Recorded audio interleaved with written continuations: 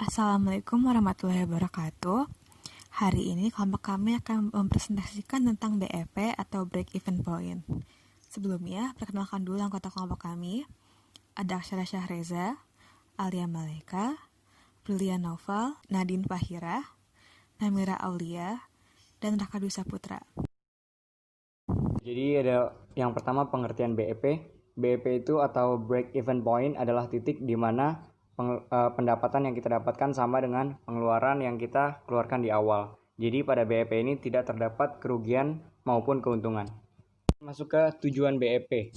Tujuan Break Even Point itu yang pertama adalah menekan biaya produksi dan operasional sehingga produk yang dihasilkan itu bisa didapatkan dengan harga yang serendah mungkin tanpa mengesampingkan kualitas dan kuantitas. Yang kedua adalah mempertahankan tingkat harga produk perusahaan. Kemudian yang ketiga, menentukan harga produk itu agar sesuai dengan keuntungan dan target yang direncanakan. Kemudian yang keempat, untuk meningkatkan volume kegiatan supaya bisa semaksimal mungkin menghasilkan. Manfaat BEP adalah 1. Perusahaan dapat mengetahui jumlah penjualan minimum yang harus dipertahankan agar tidak mengalami kerugian. Yang kedua, perusahaan dapat mengetahui jumlah penjualan yang harus dicapai agar memperoleh keuntungan. Yang ketiga, perusahaan dapat mengetahui nilai berkurangnya penjualan agar perusahaan tidak mengalami kerugian. Yang keempat, perusahaan dapat mengetahui dampak perubahan harga jual, biaya, dan volume penjualan. Yang kelima, perusahaan dapat menentukan ragam produk yang dibutuhkan untuk mencapai tingkat keuntungan.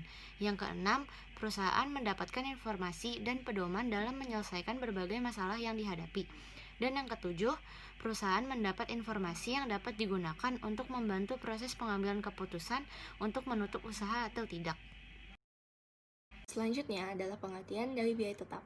Biaya tetap adalah biaya atau pengeluaran bisnis yang tidak akan berubah walaupun terjadi perubahan terhadap jumlah barang dan jasa yang dihasilkan dalam kisaran tertentu. Ada dua jenis biaya tetap, yaitu committed fixed cost dan satu lagi adalah discretionary fixed cost. Nah, committed fixed cost atau yang sering juga disebut biaya tetap yang telah ditentukan adalah biaya yang dikeluarkan untuk menjaga eksistensi perusahaan. Sedangkan discretionary fixed cost adalah biaya yang dikeluarkan tergantung dari kebijakan manajemen perusahaan. Nah, dan beberapa contoh biaya tetap adalah penyusutan, asuransi, beban bunga, pajak properti, biaya sewa seperti penggunaan real estate, toko atau pabrik, ada juga gaji, dan yang terakhir itu ada utilitas seperti tagihan listrik, telepon, dan lain-lain. Pengertian biaya variabel atau yang disebut juga dengan variable cost merupakan biaya yang dikeluarkan oleh sebuah perusahaan secara berubah-ubah yang didasarkan pada perubahan jumlah produk yang diproduksi. Dapat dikatakan bahwa biaya variabel tergantung pada fluktuasi aktivitas usaha dalam memproduksi barang yang dilakukan sebuah perusahaan. Contoh, biaya bahan baku sebuah produk.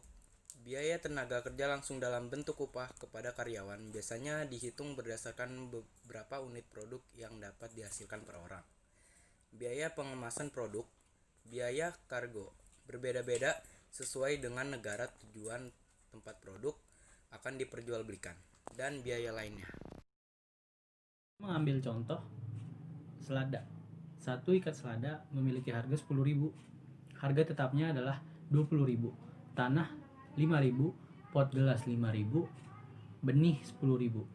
Harga variabel sama dengan 5.000, pupuk 5.000.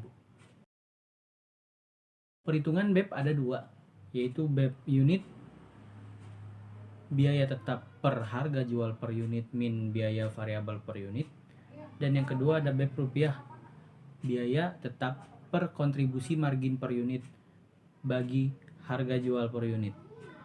BEP unit memiliki rumus yaitu fixed cost per price min variable cost, dan BEP rupiah fixed cost per 1 min variable cost per price.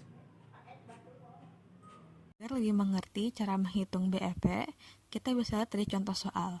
Contoh pertama adalah usaha pembuatan topi. Usaha ini membuat 50 topi dengan harga per buahnya 40.000. Biaya variabelnya 20.000 dan biaya tetapnya 2 juta.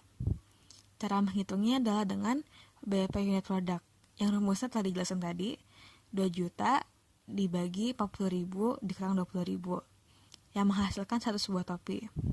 Untuk BEP nilai penjualan, 2 juta dibagi 1 dikurang 20.000 dibagi 40.000 yang hasilnya 4 juta. Cara menghitung BEP totalnya, kita kalikan unit produk dengan nilai penjualan. Berarti 100 dikali 50.000 yang menghasilkan 4 juta. Sementara itu untuk contoh soal kedua, kita ambil dengan selada, yaitu tanaman dari kelompok kami.